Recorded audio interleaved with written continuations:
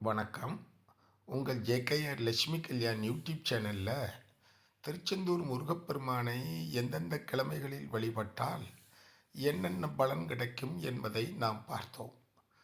திங்கட்கிழமை வழிபட்டால் என்ன பலன் கிடைக்கும், செவ்வாய்க்கிழமை வழிபட்டால் என்ன பலன் கிடைக்கும், புதன்கிழமை, வியாழக்கிழமை இப்படி நாம் பார்த்தோம். வெள்ளிக்கிழமை யார் வழிபட வேண்டும், வெள்ளிக்கிழமையில் யார் யார் வழிபட்டால் அவர்களுக்கு என்னெல்லாம் பலன் கிடைக்கும் என்பதை இப்பொழுது உங்களுக்கு சொல்ல இருக்கிறேன். பொதுவாக இப்பொழுது திருமணம் நடப்பது என்பது ஒரு கேள்விக்குறியாகவே இருக்கிறது. அதுவும் 90 கிட்ஸ், அந்த 80 கிட்ஸ் என்று சொல்கிறார்கள். 1980 இருந்து 90 பிறந்தவர்களுக்கு நிறைய பேருக்கு திருமணமாகாமல் இருக்கின்றது. நான் அதை பார்த்திருக்கிறேன். ஏனென்று கேட்டால், நான் ஒரு ஜோதிடர்.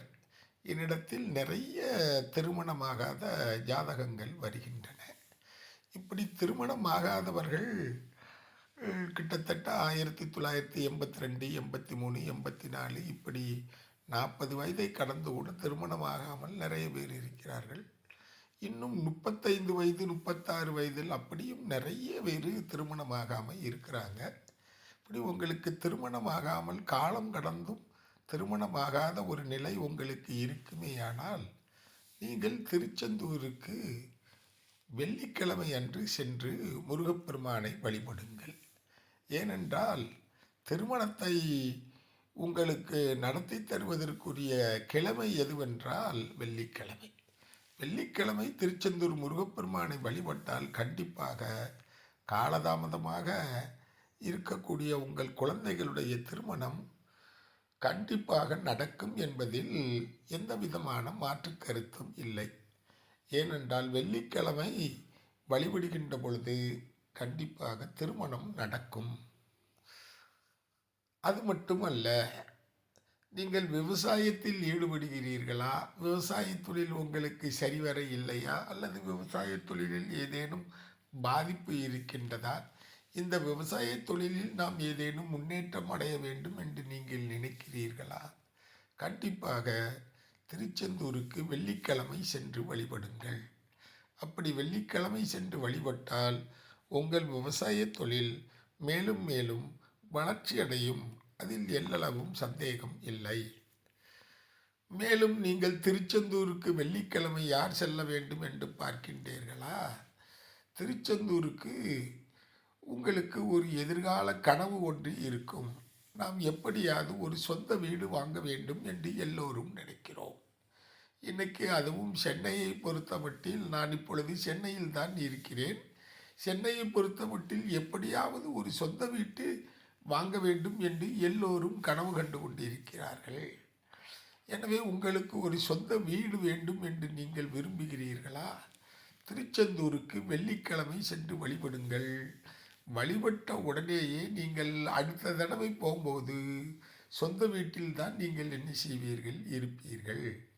எனவே சொந்த வீடு வேண்டும் என்று விரும்புபவர்கள் திருச்செந்தூருக்கு வெள்ளிக்கிழமை சென்று வழிபடுங்கள். நீங்கள் ஒரு தொழில் ஆரம்பிக்க வேண்டும் என்று நினைக்கிறீர்கள், அதுவும் நிதி சம்பந்தப்பட்ட தொழில், ஃபைனான்ஸ், அதாவது நீங்கள் ஏதேனும் ஒரு நிதி நிறுவனம் ஆரம்பிக்க வேண்டும் என்று விரும்புகிறீர்களா, அந்த நிதி நிறுவன தொழில் மூலம் உங்கள் குடும்பம் மேன்மை அடைய வேண்டும், உங்கள் தொழில் வளர்ச்சி அடைய வேண்டும் என்று நீங்கள் நினைக்கிறீர்களா, அப்படி நிதி நிறுவன தொழிலில் ஈடுபடும் எல்லோருமே திருச்செந்தூருக்கு வெள்ளிக்கிழமை சென்று வழிபட்டு வந்தால் உங்களுடைய நிதி நிறுவன தொழில் நல்ல முறையிலே முன்னேற்றம் அடைந்து நல்ல வளர்ச்சி அடையும். சரி, இன்றைக்கு இருக்கக்கூடிய மிகப்பெரிய நோய் எது என்பது உங்களுக்கு தெரியும். அதாவது சர்க்கரை நோய் என்று அழைக்கப்படுகின்ற நீரிழிவு நோய். இதில் பலர் பாதிக்கப்படுகிறார்கள். அதுவும் குறிப்பாக கால் நரம்புகள் பாதிக்கப்படுகின்றன. விரல்களை எடுப்பது, கால்களை எடுப்பது என்பெல்லாம் மருத்துவத்திலே வேகமாக போய்கொண்டிருக்கின்றது. இந்த ஒரு நிலை நமக்கு வர வேண்டாம். சர்க்கரை நோயினால் நமக்கு எந்தவித பாதிப்பும் வரக்கூடாது. உடல் உறுப்புகளை நாம் இழந்து விடக்கூடாது. இந்த சர்க்கரை நோய் நம்மளுடைய மிகப்பெரிய பாதிப்பில் இருந்து நாம் விடுபட வேண்டுமென்றால் கண்டிப்பாக திருச்செந்தூருக்கு வெள்ளிக்கிழமை நீங்கள் சென்று வழிபடுங்கள். வெள்ளிக்கிழமை சென்று வழிபட்டால் இந்த சர்க்கரை நோய் எத்தனை ஆண்டுகள் இருந்தாலும் உங்களுக்கு பாதிப்பு வருவதற்கு வாய்ப்புகள் இல்லை. அது 25 ஆண்டுகள் அல்ல 30 ஆண்டுகள் ஆனாலும் இந்த சர்க்கரை நோயினால் உங்களுக்கு பாதிப்பு வராது. உடல் உறுப்புகளை இழப்பதற்கு வாய்ப்பும் வராது. அது மட்டுமல்ல, நீங்கள் ஒரு ஜவுளிக்கடை நடத்துகிறீர்களா அல்லது ஒரு நெசவு தொழில் நீங்கள் செய்கிறீர்களா? இந்த நெசவு தொழில், ஜவுளிக்கடை அல்லது பெண்கள் சம்பந்தப்பட்ட வியாபாரங்கள், அல்லது நீங்கள் ஒரு ஃபேன்சி ஸ்டோர் வைத்திருக்கிறீர்களா, அல்லது பெண்கள் வாங்கி செல்லக்கூடிய ஒரு காய்கறி கடையாக இருக்கட்டும், இப்படி பெண்கள் வாங்கி செல்லக்கூடிய ஜவுளிக்கடை, காய்கறி கடை, ஃபேன்சி ஸ்டோர், இப்படி நகைக்கடை, இதையெல்லாம் பெண்கள் அணியக்கூடிய ஒரு முக்கியமான தொழில் நிறுவனங்களாகும். இந்த தொழில் நிறுவனங்களை நடத்தி வருபவர்கள் உங்கள் தொழிலில் முன்னேற்றம் அடைய வேண்டும். நீங்கள் ஒரு நகைக்கடை நடத்தி அதில் ஏதேனும் நட்டம் ஏற்பட்டு விட்டாலோ, ஜவுளிக்கடை நடத்தி நட்டம் ஏற்பட்டு விட்டாலோ, அல்லது காய்கறி கடை நடத்தி நட்டம் ஏற்பட்டு விட்டாலோ, அல்லது ஒரு அரிசி கடை வைத்திருந்து நட்டம் ஏற்பட்டு விட்டாலோ, அல்லது ஒரு ஃபேன்சி ஸ்டோர் வைத்து உங்களுக்கு நட்டம் ஏற்பட்டிருந்தாலோ, நீங்கள் திருச்செந்தூருக்கு வெள்ளிக்கிழமை சென்று வழிபடுங்கள். அதற்கு பின்பு உங்கள் தொழில் வளர்ச்சியடையுமே தவிர தொழில் நட்டம் ஏற்பட்டு கடையை மூடும் நிலை கண்டிப்பாக உங்களுக்கு வராது. எனவே இந்த தொழில் நடத்துபவர்கள் எல்லாம் எப்படியாவது ஒரு முறையாவது திருச்செந்தூருக்கு வெள்ளிக்கிழமை சென்று நீங்கள் வழிபடுங்கள். அப்படி வழிபட்டு வந்தால் உங்கள் தொழில் நல்ல முறையில் முன்னேற்றம் அடைவதற்கு வாய்ப்புகள் இருக்கிறது. திருச்செந்தூரிலே இன்னும் வெள்ளிக்கிழமை யார் யாரெல்லாம் வழிபட வேண்டும் என்று பார்த்தீர்கள் என்றால், அதாவது வாழ்க்கையிலே நாம் ஒரு மிகப்பெரிய லட்சியத்திலே இருப்போம். அதாவது என்ன லட்சியம் என்று கேட்டால், பொருளாதாரத்திலே நாம் முன்னேற முடியவில்லை. அநேகர் அப்படித்தான் எனக்கு சொல்கிறார்கள். என்ன சொல்கிறார்கள் என்று பார்க்கின்ற பொழுது, எனக்கு வரவும் செலவும் சரியாய் விடுகிறது. நான் சம்பாதித்த பணத்தை சேமிப்பதற்கு எனக்கு வாய்ப்பு இல்லை. ஒரு 10 காசு கூட எனக்கு மாதத்தில் எடுத்து வைப்பதற்கு வழி இல்லை. ஏதேனும் நான் சேமிக்க வேண்டும் என்று நினைக்கின்றேன், ஆனால் சேமிக்க இயலவில்லை. அதாவது இன்னும் சொல்லப்போனால், மகாலட்சுமி எங்கள் வீட்டின் வாசல் வரை வந்துவிட்டு மகாலட்சுமி பக்கத்து வீட்டுக்கு போன மாதிரி தான் எங்கள் சூழ்நிலை இருக்கின்றது. அப்போ மகாலட்சுமி நம் வீட்டில் நிரந்தரமாக தங்க வேண்டும், பொருளாதாரத்தில் முன்னேற்றம் அடைய வேண்டும், சேமிப்பு ஏற்பட வேண்டும்.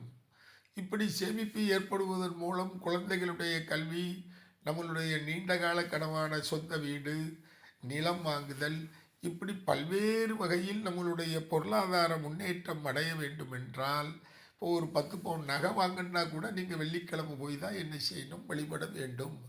அதாவது உலகத்திற்கு, இந்த வீட்டிற்கு தேவையான அத்தனை ஆடம்பர பொருட்கள் வேண்டும் என்றாலும் நீங்கள் உங்களுடைய பொருளாதார முன்னேற்றம் அடைவதற்கு கண்டிப்பாக திருச்செந்தூருக்கு நீங்கள் வெள்ளிக்கிழமை சென்று என்ன வழிபட வேண்டும். அப்படி வெள்ளிக்கிழமை சென்று நீங்கள் வழிபட்டால் உங்களுடைய பொருளாதார முன்னேற்றம் அடையும். ஒரு பதவி உயர்வுக்காக நீங்கள் காத்திருக்கிறீர்கள் என்றாலும் வெள்ளிக்கிழமை நீங்கள் சென்று வழிபட்டால் கண்டிப்பாக உங்களுக்கு பதவி உயர்வும் கிடைக்கும். இப்படி திருச்செந்தூரிலே வெள்ளிக்கிழமை யார் யார் வழிபட வேண்டும் என்பதை நீங்கள் ஓரளவு இப்பொழுது தெரிந்திருப்பீர்கள். இப்படி நான் சொன்னதை நீங்கள் கேட்டு இது ஒருவேளை நடக்குமோ என்ற எந்த அளவும் சந்தேகம் கொள்ள வேண்டிய தேவையில்லை. ஏனென்றால் வெள்ளிக்கிழமை வழிபடுகின்ற பொழுது நான் இப்பொழுது சொன்ன இவர்களெல்லாம் கண்டிப்பாக ஒரு முறையாவது திருச்செந்தூருக்கு வெள்ளிக்கிழமை செல்ல வேண்டும். இதில் இன்னொன்று என்றால், நாம் வெள்ளிக்கிழமை சென்றோம், வழிபட்டு விட்டு உடனே வந்து விட வேண்டாம். ஒரு நாளாவது அங்கு தங்க வேண்டும். நீங்கள் வெள்ளிக்கிழமை வழிபட்டு விட்டு ஒரு நாள் தங்கி மறுநாள் வந்தால் இன்னும் பலன் அதிகரிக்குமே தவிர அது குறைவதற்கு வாய்ப்பில்லை. எனவே வெள்ளிக்கிழமை திருச்செந்தூர் முருகனை வழிபடுகின்ற பொழுது இத்தனை பலன்கள் உங்களுக்கு கிடைக்கும் என்பதை இந்த அளவிலே உங்களுக்கு சொல்லி நிறைவு பெறுகிறேன். என்றும் உங்கள் லட்சுமி கல்யாண். வழக்கம் போல் எங்கள் ஜேகேஆர் லட்சுமி கல்யாண் யூடியூப் சேனலை சப்ஸ்கிரைப் பண்ணுங்க, பெல் பட்டன் அமுக்குங்க, எங்களுக்கு ஆதரவு தாருங்கள். ஏனென்றால் இந்த யூடியூப் சேனலில் இப்போ நான் 1 மாத காலமாக என்னால் இந்த யூடியூப் சேனலில் பதிவுகளை என்னால் போட முடியவில்லை. தற்போது நான் சென்னையில் மாடம்பாக்கத்தில் இருந்து வருகிறேன். நான் ஒரு ஜோதிடர் என்பதால் நிறைய நபர்கள் ஜாதகம் பார்க்க வருகிறார்கள். எனவே அதில் கொஞ்சம் என்னால் இயன்ற அளவுக்கு நல்ல முறையிலே அவர்களுக்கு ஜோதிடம் பார்த்து நான் இந்த ஜோதிடத்தில் நிறைய காசு சம்பாத்தியம் பண்ணணும், கோடீஸ்வரன் ஆகணும் அப்படிங்கிறது இல்லை. அவர்கள் எதை கொடுக்கிறார்களோ அதை வாங்கி கொண்டு இதை ஒரு அருட்பணியாக இறைவன் என் மூலம் அவர்களுக்கு என்ன சொல்ல விரும்புகிறானோ அதை அவர்களிடத்திலே சொல்லி அவர்களுக்கு நிறைய நல்ல காரியங்கள் எல்லாம் நடக்கின்றன. இறைவன் என்னை ஒரு கருவியாக பயன்படுத்தித்தான் இதை செய்கின்றான் என்று நான் நினைக்கின்றேனே தவிர, அதனால் ஜோசியத்தில் கொஞ்சம் நான் பிஸியாக இருக்கிறதுனால இந்த யூடியூப் பதிவுகளை போடுவதற்கு எனக்கு கொஞ்சம் நேரம் இல்லை. இருந்தாலும் அவ்வப்போது எப்படியாவது இந்த யூடியூப்பில் ஒரு சில நல்ல கருத்துக்களை இந்த மக்களிடத்திலே கொண்டு விதைக்க வேண்டியது என்னுடைய ஒரு கடமையாக நினைக்கின்றேன். ஏனென்றால் திருவள்ளுவர் கூறுகின்ற போது அல்லவை தேய அறம் பெருக நல்லவை நாடி இனிய சொல்லின் என்று கூறுவாள். இந்த உலகத்திலே பாவம் மறைந்து நல்ல செயல்கள் நடைபெற வேண்டும் என்றால் நல்ல கருத்துக்களை நீ மக்களிடத்திலே தேடி சென்று அவர்களுடைய உள்ளத்திலே விதைக்க வேண்டும் என்று கூறுகிறார்.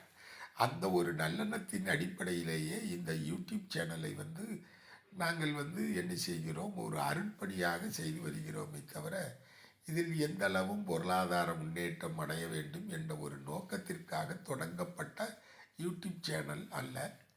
அதனால் இந்த யூடியூப் சேனலில் சில பதிவுகள் போடுவதற்கு காலதாமதமாகிவிட்டது. வாசகர்கள் தவறாக எடுத்துக்கொள்ள வேண்டாம். இருந்தாலும் வாரத்திற்கு ஒரு பதிவாவது எப்படியாவது போட வேண்டும் என்று நான் முயற்சிக்கிறேன்.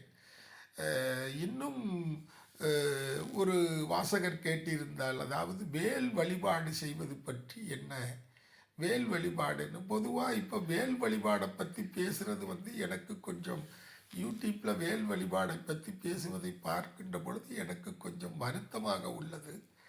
ஏனென்றால் அவர்கள் இந்த சாதாரணமான சடங்காச்சாரத்தை வேல் வழிபாடு என்று சொல்கிறார்கள். அது சரியான அணுகுமுறையா என்பது எனக்கு தெரியவில்லை.